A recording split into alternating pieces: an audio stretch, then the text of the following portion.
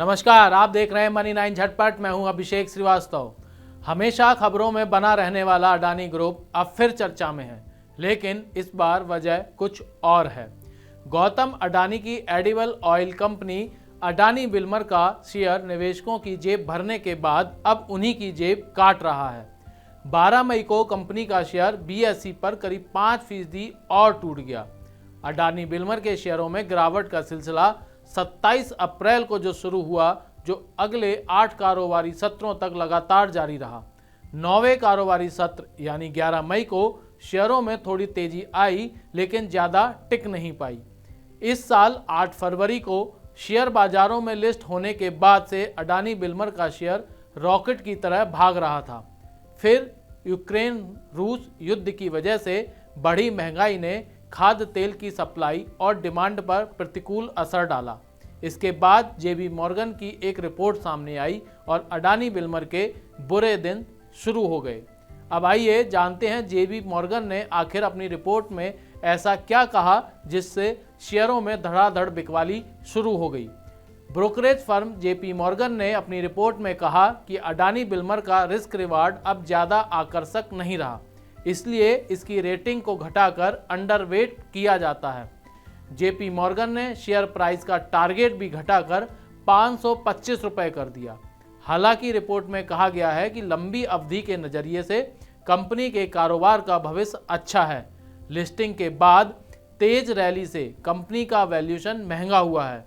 वित्त वर्ष 2024 का अनुमानित प्राइस टू अर्निंग रेशियो बढ़कर करीब 70 गुना हो गया है और यही वजह है कि अब कंपनी का रिस्क रिवॉर्ड आकर्षक नहीं बचा है।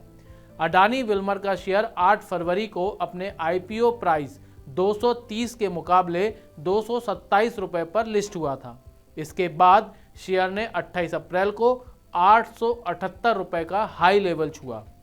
आज ये शेयर अपने हाई से करीब 295 रुपये नीचे आ चुका है।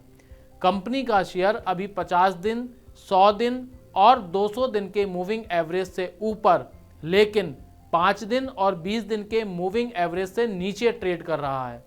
अडानी विल्मर भारत के अडानी ग्रुप और सिंगापुर के विल्मर ग्रुप के बीच एक जॉइंट वेंचर है।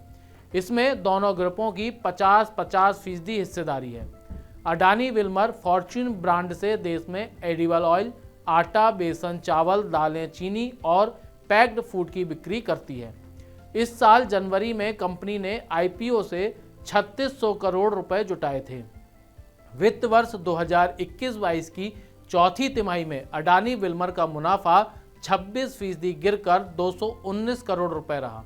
कंपनी ने मुनाफे में गिरावट का कारण अधिक टैक्स देनदारी बताई है। हालांकि इस दौरान परिचालन से कंपनी का राजस्व 40% बढ़कर 14,960 करोड़ रुपए रहा। अडानी विल्मर ने हाल ही में मशहूर बासमती चावल ब्रांड कोहिनूर और चार मीनार का अधिग्रहण किया है। राजस्व के मामले में ये कंपनी हिंदुस्तान यूनिलीवर को पीछे छोड़कर देश की सबसे बड़ी FMCG कंपनी भी बन गई है। Global brokerage firm JP Morgan का मानना है कि इस अधिग्रहण से कंपनी को प्रीमियम बासमती चावल मार्केट में अपनी स्थिति और मजबूत बनाने में मदद मिलेगी। घरेलू ब्रोकरेज फर्म KR चौकसे ने अडानी विल्मर को एक्यूमुलेट रेटिंग दी है। उसका कहना है कि मौजूदा स्तर से शेयर 26% या करीब 150 रुपये ऊपर जा सकता है और ये 734 का स्तर छू सकता है। ब्रोकरेज फर्म का मानना है कि अडानी विल्मर की कच्चे माल की आपूर्ति बेहतर बनी रहेगी, क्योंकि उसके पास एक मजबूत बिजनेस नेटवर्क है। कंपनी अपना 70% कच्चा माल आयात करती है और इसकी मार्केट में अच्छी स्थिति इसे अंतर्राष्ट्रीय बाजारों में टॉप ग्लोबल सप्लायर से कच्चा माल हासिल करने में मदद करेगी। KR चौकसे का कहना है कि अडानी विल्मर का पूरा ध्यान FMCG और पैक्ड फूड बिजनेस के ग्रोथ पर है। वैल्यू एडेड प्रोडक्ट्स की दम पर कंपनी अपनी बाजार हिस्सेदारी बढ़ाएगी, जिससे उसका मार्जिन भी बढ़ेगा। कंपनी ने IPO से मिले पैसे से अपना कर्ज चुकाया है। कंपनी की मजबूत कैश फ्लो जनरेट करने की क्षमता और घटता कर्ज इसकी बैलेंस शीट को मजबूत बनाएगी।